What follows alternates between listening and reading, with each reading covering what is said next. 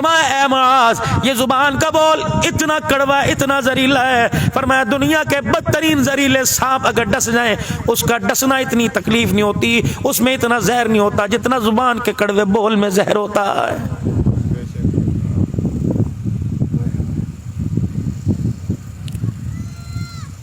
فرمایا پیٹرول ڈال کر آگ لگا دی جائے اس آگ سے اتنا نقصان نہیں ہوگا جتنا زبان کے بول سے نقصان ہوگا۔ گھروں کے گھر پھٹ کے رہ گئے، بچیاں طلاق کے لے کے آ گئیں، وٹے سٹے کی شادی ناکام ہو گئی۔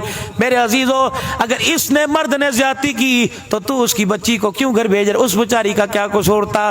کیا اس کے ہاتھوں کو نہیں دیکھتا؟ برتن دو دو کے اس کے ہاتھ کھردرے پڑ گئے، جھاڑو دے دے کے جانوروں کے باڑے میں بھانے میں جا جا کر جانوروں کا گوں اٹھا کر اس کے کپڑوں سے پلیٹ کی، اس کے کپڑوں سے گوبر کی بدبو نہیں آ رہی۔ وہ تو تیری تابعدار ہے، وہ تو تیری جتی کو بھی سر پر اٹھا کے رکھتی ہے۔ اگر تیری بہن کی ناچاقی، تیری بہن کی بد زبانی کی وجہ سے اگر اس کے درمیان پھاڑ پڑ گئی تو اس کے اندر دوسری کی بہن کا کیا قصور ہے؟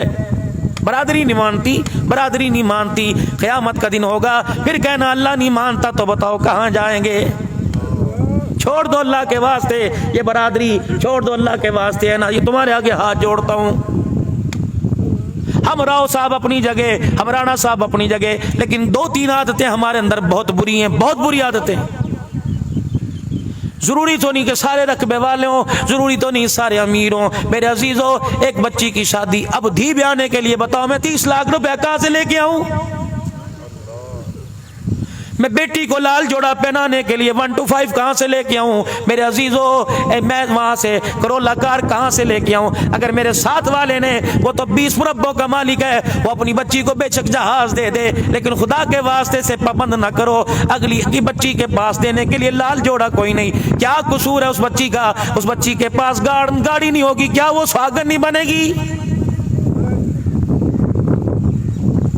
قیامت کا دن ہوگا اللہ ایک روتی ہوئی کو بلائیں گے، اللہ فرمائیں گے تیری شادی کیوں نہیں ہوئی؟ کون سی چیز اللہ سے چھپی ہوئی ہے؟ اللہ فرمائیں گے تیری شادی کیوں نہیں ہوئی؟ کہے گی الہ العالمین رشتے تو بڑے دروازے پر آئے، کسی نے کار مانگی، کسی نے موٹر سائیکل مانگی، کسی نے گاڑی مانگی، کسی نے 20 لاکھ کا جہیز مانگا، کسی نے 2 ایکڑ رقبہ مانگا۔ الہ العالمین کیسے میری شادی ہوتی؟ روزانہ امیروں کے جہیز دیکھ کر میری آنکھ کے آنسو نہ تھمتے تھے۔ میرا باپ اس بڑھاپے میں بیمار ہو کے مر گیا، باپ کا جنازہ اٹھتے میں نے اپنی آنکھوں سے دیکھا، ماں بیوہ ہوئی صدمے، ماں برداشت نہ کر سکتی، ماں بھی چھوڑ کے چلی گئی۔ بھائی اس سوچ میں تھا 4 بہنیں، بتا میں اپنے بچوں کو پالوں، بہنوں کی ڈولی اٹھاؤ، اس سوچ کے اندر اس کی آنکھوں کے آگے اندھیرا ہے، ٹرالی کے ساتھ جا کے ٹکرایا، بھائی بھی ہلاک ہو گیا۔ الہ العالمین جو والی وارث تھے سارے قبروں کے اندر چلے گئے۔ پھر اللہ اکبر ہمارے پر ایسا وقت آیا ڈولی اٹھانا تو دور کی بات ہے، لوگ زکوٰۃ کے پیسے جب تک نہیں دیا کرتے تھے، جب تک ہمارے بدن سے کپڑے نہیں اتروا لیا کرتے تھے۔ مجھے ایمانداری سے بتا او میاں اس وقت تیرا عشر، تیرا حج، تیری زکوٰۃ کہاں جائے گی؟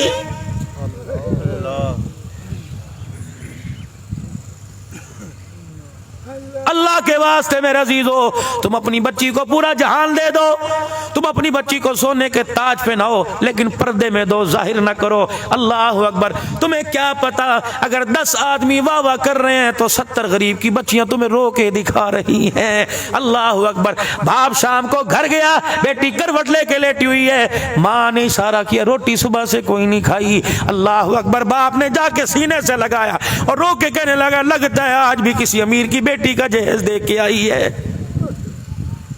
خدا کے واسطے چھوڑ دو۔ اور بڑے ہمارے قبروں میں چلے گئے اور جانے کے لیے ہمارے پاس بھی 1 فٹ کا فاصلہ باقی رہ گیا ہے، گوڈوں میں جان کوئی نہیں، پیروں سے چلا نہیں جاتا، دانت ٹوٹ ٹوٹ کے باہر نکل رہے ہیں، چٹی بگی داڑھی ہو گئی۔ اور خدا کے واسطے اب تو میرے عزیزو اللہ کے واسطے خیال کر لو، اس خیال کو میں حیا میں کہوں تو اللہ کے واسطے آ کرو۔